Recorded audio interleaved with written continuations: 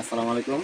আমরা জানি ফসল 4টা জিনিস দ্বারা আক্রান্ত হয়: পোকা, ভাইরাস, ব্যাকটেরিয়া, ছত্রাক।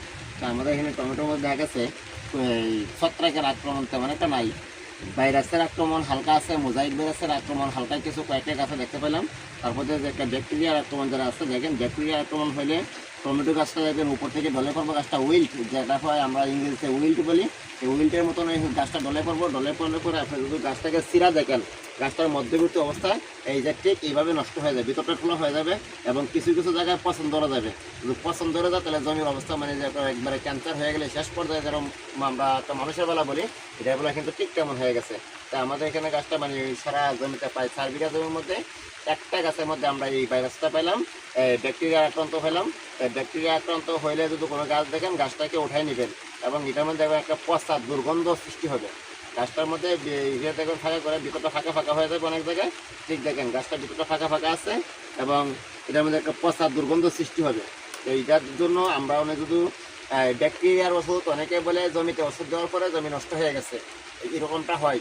পোকার ওষুধে কিন্তু এক পোকার ওষুধে আরেক পোকায় কিন্তু মোটামুটি কাজ করে 40% অথবা 30%, 100% কাজ করবে না। এক পোকার ওষুধ আরেক পোকা করলে 100% কাজ করবে না। এখানে আমরা চিন্তা করতে হবে যে আমরা যদি ভাইরাসের ওষুধ, একটা হলো ভাইরাস, একটা ব্যাকটেরিয়া, একটা ছত্রাক। ছত্রাকের ওষুধ যদি ব্যাকটেরিয়া দেয় তাহলে জমির অবস্থা খারাপ হয়ে যাবে। ব্যাকটেরিয়ার ওষুধ যদি ভাইরাসও করে তাহলে কিন্তু অবস্থা খারাপ হয়ে যাবে, জমির অবস্থা খারাপ হয়ে যাবে।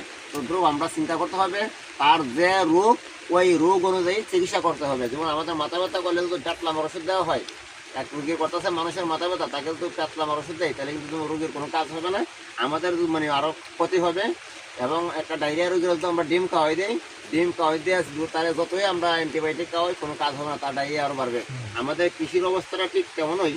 আমরা যদি একটার মধ্যে ভাইরাসের মধ্যে ব্যাকটেরিয়ার ওষুধ দেয় বা ব্যাকটেরিয়ার মধ্যে ছত্রাকের ওষুধ দেয় তাহলে কিন্তু তার জমির অবস্থা খারাপ হয়ে যাবে। আমরা যারা এই কৃষি ডিপার্টমেন্টের সাথে জড়িত আছি, উপসহকারী যারা এবং বিভিন্ন কোম্পানির অফিসারও কিন্তু ভাই আপনারা ট্রিটমেন্ট করেন। আপনারা ট্রিটমেন্ট করার আগে একটু ভালো করে বুঝে শুনে ট্রিটমেন্ট করবেন, যাতে তার আমাদের কৃষক ভাইয়ের যাতে তার কাঙ্ক্ষিত যে ফলাফলটা আসার কথা, এটা যাতে কোনো ধরনের তার ব্যাঘাত না ঘটে। সর্বোচ্চ সহযোগিতা নিয়ে যদি আপনার ঊর্ধ্বতন কর্মকর্তা যারা আছে তাদের সঙ্গে প্রয়োজনে যোগাযোগ করে, আমি কীটনাশক ভাইদেরকে বলছি, যারা আপনাদের ঊর্ধ্বতন কর্মকর্তা যারা আছে এবং আমাদের উপসহকারী আছে যারা আমাদের, এবং সর্বশেষ আমাদের কৃষি অফিসাররা যারা আছে তাদের সাথে যোগাযোগ করে আপনারা চিকিৎসা করবেন। সবাই ভালো থাকবেন, সুস্থ থাকবেন। আল্লাহ হাফেজ।